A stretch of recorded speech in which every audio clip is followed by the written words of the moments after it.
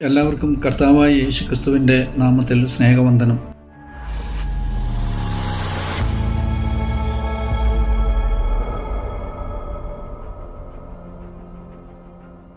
ഇന്ന് നാം വായനയ്ക്കും ചിന്തയ്ക്കുമായി എടുക്കുന്ന വേദഭാഗം വിശുദ്ധ മത്തായി എഴുതിയ സുവിശേഷം 24-ാം അധ്യായം 32 മുതൽ 39 വരെയുള്ള വാക്യങ്ങളാണ്.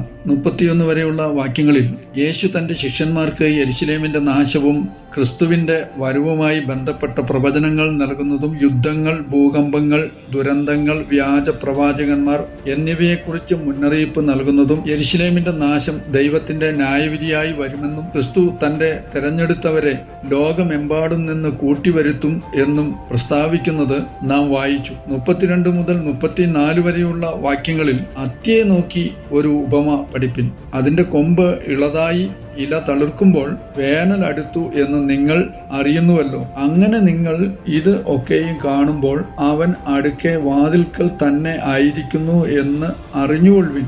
ഇതൊക്കെയും സംഭവിക്കുവോളം ഈ തലമുറ ഒഴിഞ്ഞു പോകയില്ല എന്ന് ഞാൻ സത്യമായിട്ട് നിങ്ങളോട് പറയുന്നു. അത്തിവൃക്ഷത്തിൽ ഇലകൾ വിടരുന്നത് വേനൽക്കാലത്തിന്റെ സമീപനമാണെന്നും പൊതുവായി അറിയാമായിരുന്നതുപോലെ കർത്താവ് നൽകിയ അടയാളങ്ങൾ അവന്റെ വരവിന്റെ സമയത്തിന്റെ ഒരു സൂചനയായിരിക്കുമെന്നും ആ വരവിന്റെ സമയം വളരെ അകലെ അല്ലെന്നും നമ്മുടെ കർത്താവ് പ്രഖ്യാപിക്കുന്നതായി മനസ്സിലാക്കാം. ഇതെല്ലാം ഈ തലമുറയിൽ നിവൃത്തിയേറും, അഥവാ ഇതെല്ലാം പൂർത്തിയാകുന്നതുവരെ ഈ തലമുറ കടന്നുപോകയില്ല എന്ന് കർത്താവ് കൂട്ടിച്ചേർക്കുന്നത് യഹൂദന്മാർക്ക് വരുവാനിരിക്കുന്ന ദുരന്തങ്ങളെയും യെരുശലേമിന്റെ നാശത്തെയും കുറിച്ച് തന്നെയാണ് കർത്താവ് ഇതെല്ലാം സംസാരിച്ചതെന്ന് വ്യക്തമാക്കുന്നു. കർത്താവ് മുമ്പ് പറഞ്ഞതെല്ലാം മനുഷ്യപുത്രന്റെ വരവിനും യെരുശലേമിന്റെ നാശത്തിനും യഹൂദ രാഷ്ട്രത്തിന്റെ അവസാനത്തിനും ബാധകമാണ് എന്നതിന്റെ പൂർണ്ണവും വ്യക്തവുമായ തെളിവാണിത്. ക്രിസ്തു ഈ പ്രവചനങ്ങൾ നൽകിയപ്പോൾ ജീവിച്ചിരിക്കുന്ന നിരവധി യഹൂദ പണ്ഡിതന്മാരും നിയമജ്ഞരും യെരുശലേം നഗരവും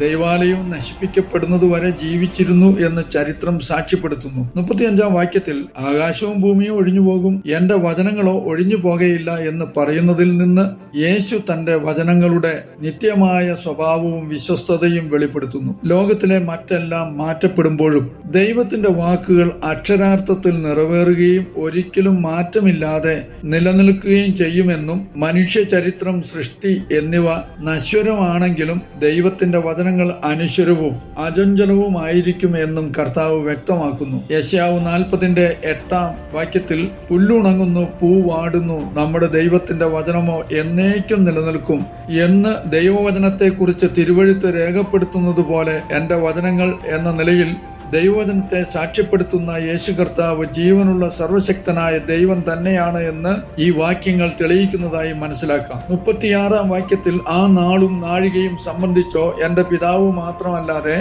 ആരും സ്വർഗത്തിലെ ദൂതന്മാരും പുത്രനും കൂടെ അറിയുന്നില്ല എന്ന് നാം വായിക്കുന്നു. ക്രിസ്തു യേശു തന്റെ പുനരാഗമനത്തെക്കുറിച്ച് എപ്പോഴും ഒരുങ്ങിയിരിക്കണമെന്ന് പഠിപ്പിക്കാൻ ആ ദിവസത്തെയോ മണിക്കൂറിനെയോ കുറിച്ച് പിതാവിനല്ലാതെ ആർക്കും സ്വർഗത്തിലെ ദൂതന്മാർക്കോ പുത്രനു പോലുമോ അറിയില്ല എന്ന് പറയുന്നു. എന്നാൽ ഈ വാക്യം യേശുവിന്റെ ദൈവത്വം നിഷേധിക്കുന്നതിന് ഇസ്ലാമികർ ഉൾപ്പെടെ ഉള്ളവർ ചൂണ്ടിക്കാണിക്കാറുണ്ട്. എന്താണ് കർത്താവ് ഇവിടെ അർത്ഥമാക്കുന്നത് എന്ന് ശ്രദ്ധിക്കാം. ദൈവം തന്നെ ആയിരിക്കുന്ന പരിശുദ്ധാത്മാവ് പിതാവിനെ പോലെ തന്നെ സർവജ്ഞാനിയായിരിക്കുമ്പോഴും കർത്താവ് അന്ത്യവിധി നാളിനെ കുറിച്ചുള്ള അറിവ് പിതാവിന് മാത്രമേ ഉള്ളൂ എന്ന് കർത്താവ് പറയുന്നത് ശ്രദ്ധിക്കേണ്ടതാണ്. 1 കൊരിന്ത്യർ 2-ന്റെ 10-ാം വാക്യത്തിൽ പരിശുദ്ധാത്മാവിന്റെ സർവജ്ഞാനത്തെ അഥവാ എല്ലാം അറിയുന്ന സ്വഭാവത്തെ എടുത്തു കാണിക്കുന്നു. 36-ാം വാക്യത്തിൽ ദൈവത്തിന്റെ സകല ആഴമേറിയ കാര്യങ്ങളും ദൈവത്തിന്റെ തിരുഹൃദയ രഹസ്യങ്ങളും അറിയുന്ന ദൈവത്തിന്റെ ആത്മാവായ പരിശുദ്ധാത്മാവിനെ ദൈവപുത്രന്റെ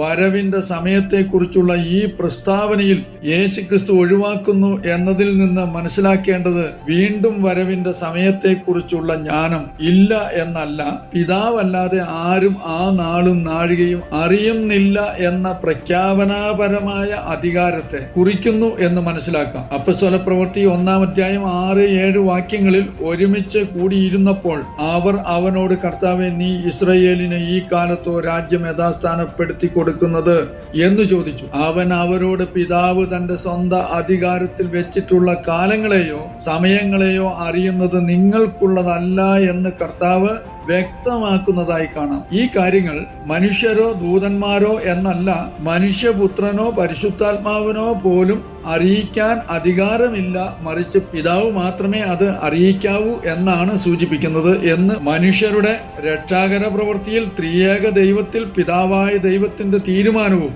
പ്രവർത്തനവും അധികാരവും സൂചിപ്പിക്കുന്നതാണ് എന്ന് മനസ്സിലാക്കാം.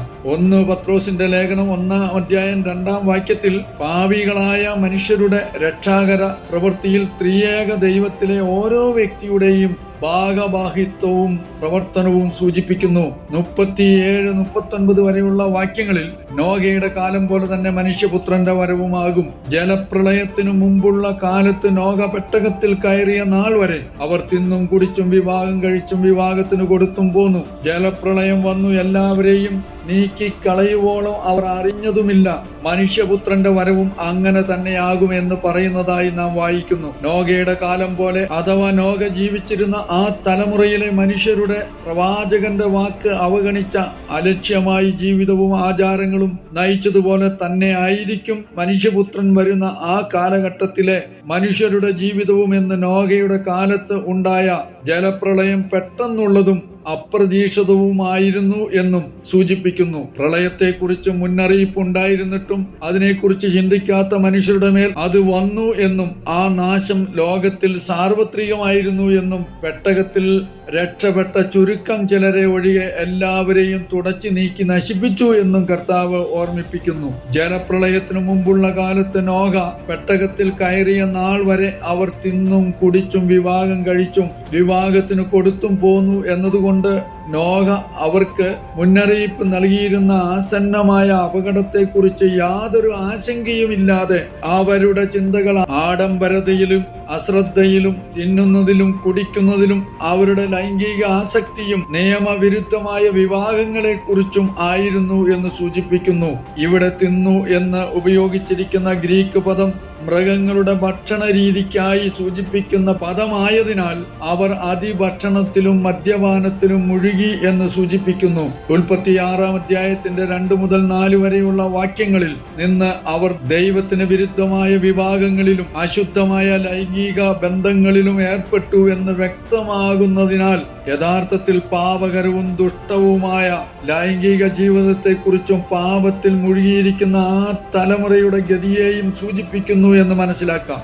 ഇങ്ങനെ അശ്രദ്ധയുടെയും കാമത്തിന്റെയും പാപങ്ങളുടെ നിരന്തരമായ ആചാരങ്ങളിൽ മുഴുകിയിരുന്ന തലമുറയുടെ മേൽ നനച്ചിരിക്കാത്ത നേരത്ത് ശിക്ഷാവിധി വന്നു എന്നും മനുഷ്യപുത്രന്റെ വരവും അങ്ങനെ തന്നെ ആയിരിക്കുമെന്ന് കർത്താവ് വ്യക്തമാക്കുന്നു. തന്നെ നിരസിച്ച യഹൂദന്മാർക്ക് ചിന്തിക്കാത്ത സമയത്ത് പെട്ടെന്ന് അപ്രതീക്ഷിതമായി ദൈവത്തിന്റെ പ്രതികാരം ഉണ്ടാകുമെന്നും എന്നാൽ ജെറുസലേമിന്റെ നാശം ലോകാവസാനത്തിന്റെ മാതൃകയാണ് എന്നും ആ മഹാനഗരത്തിന്റെ നാശം കർത്താവിന്റെ 2-ാം വരവിൽ അവിശ്വാസികളുടെ മേൽ വരുവാനിരിക്കുന്ന ദൈവകോപത്തിന്റെ ഒരു സജീവമായ മാതൃകയാണെന്നും കർത്താവ് സൂചിപ്പിക്കുന്നു.